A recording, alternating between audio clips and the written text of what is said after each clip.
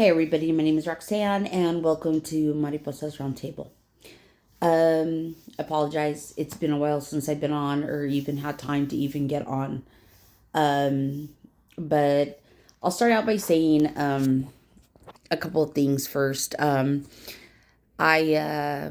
recently ended up losing my job that I had, and it kind of messed with me a little bit emotionally, physically, and just how I felt as a person. It's only been a couple of days, and so I guess I'm still trying to process it and everything.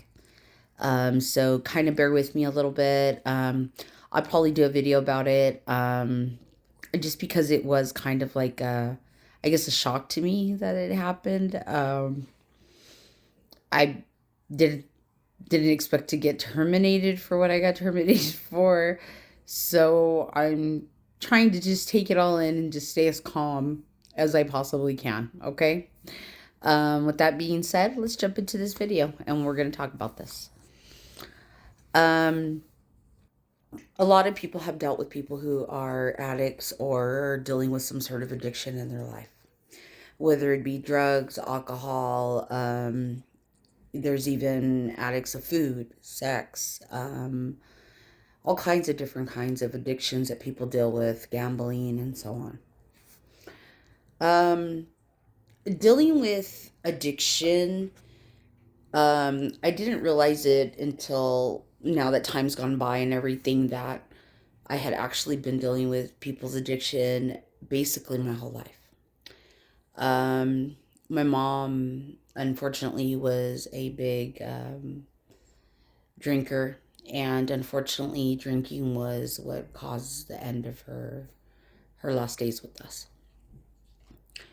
I used to think sometimes to myself that maybe I should have said something to her. Maybe I should have, told her, hey, mom, you're drinking too much, or, try to get her some help or something. But I lived during a time where we didn't really judge our parents or say anything to our parents. We just kind of went with the flow of things, and we just kind of, you just, you just didn't talk about it. It was almost like you knew things were happening, but it wasn't like we discussed it or we told our parents anything or we sat down and talked about it. It was almost like it was kept quiet. Um, I remember her drinking to the point where it would, it affect obviously her marriage with my stepdad, and they would argue, and obviously it affected my brothers in their own way. Um, as I got older, I unfortunately fell into a couple of relationships that their addiction also ended up affecting me, and again, dealing with alcohol, dealing with, drugs. It was just very, very overwhelming. Um, but I realized one thing in this whole thing, and I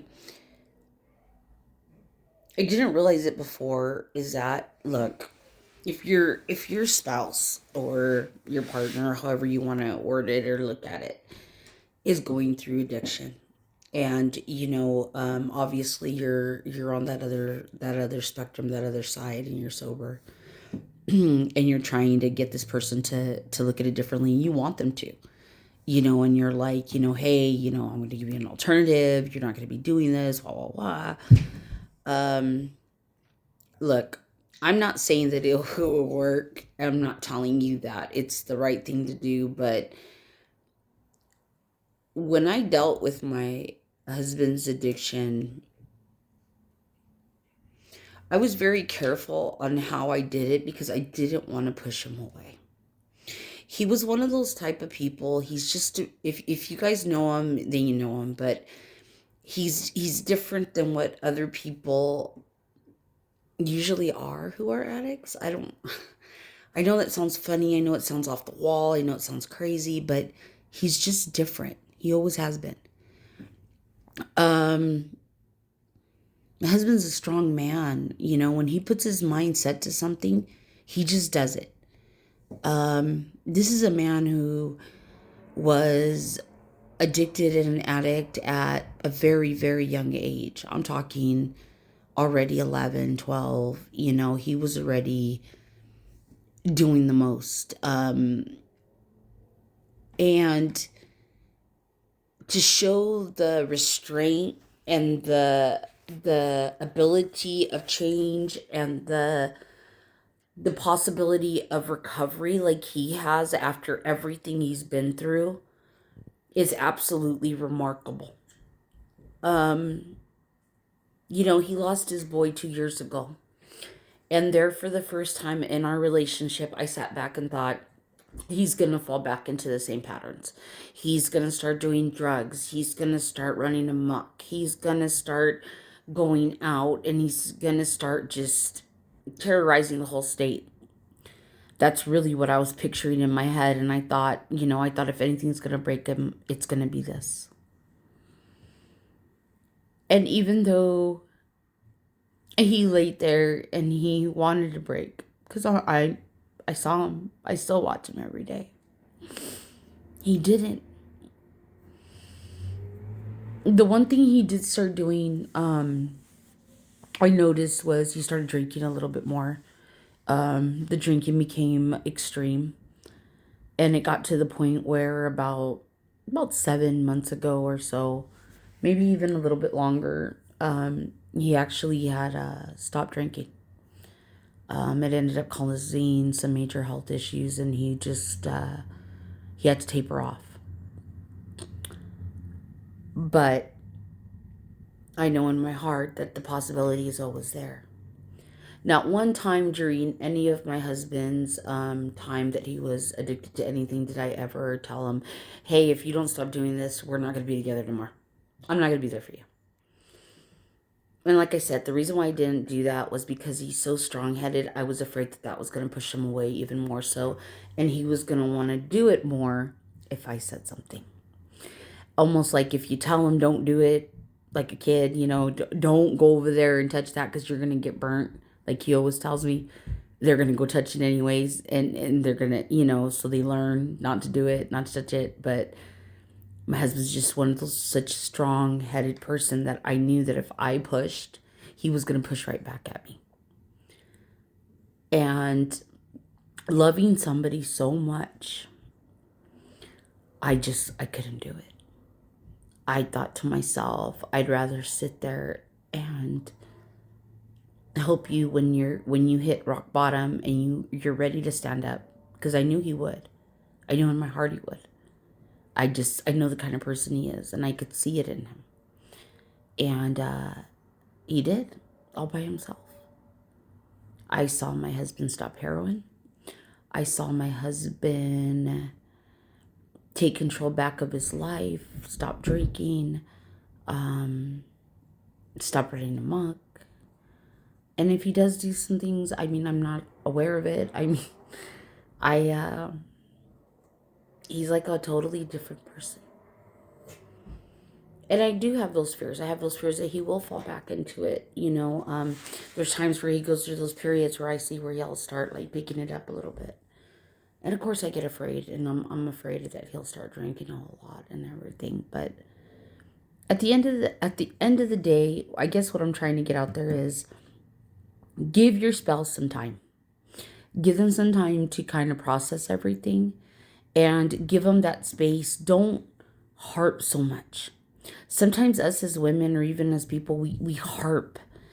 And I notice that now that I'm getting older, the more that people harp on me, the more I want to do it. Or the more I'm like, hey man, I'm already old. Why are you telling me this? And so if I feel that way, I can just imagine how he feels and how he takes it. And sometimes little things that are going on in our lives are the reason why we feel that way or why we do certain things. So sometimes you got to dig a little bit deeper to figure out what that is. And then there's times where there's people out there that's just their choice. That's what they want to do. That's what they like doing. And there is no explanation for it. We all deal with our different demons and our own mental health. And I think that sometimes we all handle it just in different ways and forms. But at the end of the day, I just want him to know that I'm so proud of him and of his journey. I'm so proud of the man that he is today, the father he is today.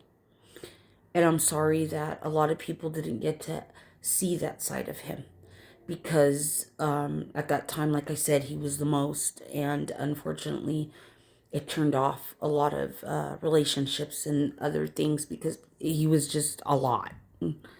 And when I tell you he's a lot, I mean it in the aspect of here's a man who, on the freeway, high speed chases, his dad out on the street calling out his name, looking for him.